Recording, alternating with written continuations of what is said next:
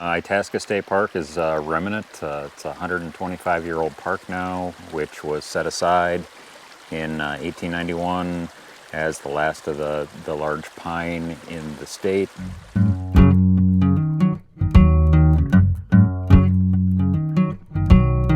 The late 1800s was what we would call the exploitative era of logging.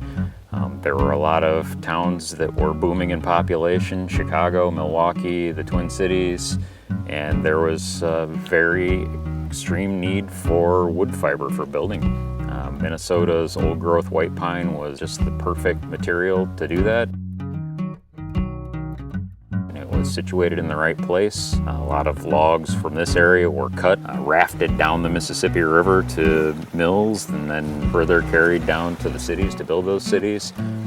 And Itasca State Park was this place at the beginning of the Mississippi River watershed, and there were some very forward-thinking people that thought that this is something that needs to be preserved. And in 1891, it was put into law that Itasca would be set aside. It also protects the beginning of the Mississippi River watershed. So all of the water that falls within the park, or for the most of it, goes out the Mississippi River, and the park is here to protect that. Another unique thing about this is that we're right on the edge of three major biomes: the coniferous forest, the prairie, and the big woods. And so that location really provides a lot of uniqueness to our ecosystems here. We don't have as much of the prairie component, although 8,000 years ago this was prairie. Now we're mostly coniferous forest mixed with deciduous or hardwood forest. So it's kind of that mix that makes the park really unique ecologically, and we're really trying to preserve those ecological functions as the climate shifts a little bit. This tree is actually a couple of hundred years old.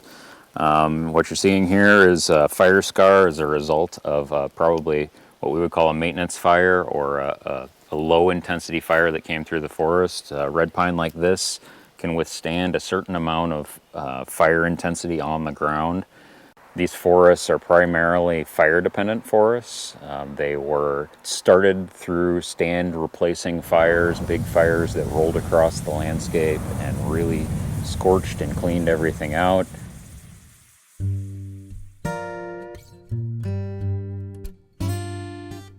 Our goal here is to have healthy, resilient forests.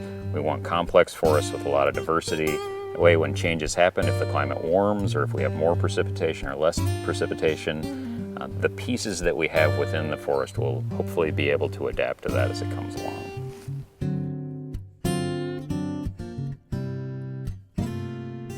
This is 52 square miles of relatively pristine old growth forest, complex old ecosystems, and to be tasked with having the responsibility of protecting, maintaining these ecosystems is, you come out and walk in something like this and you feel really lucky and very passionate about having a role in keeping it the way it is, or protecting those ecological functions into the future.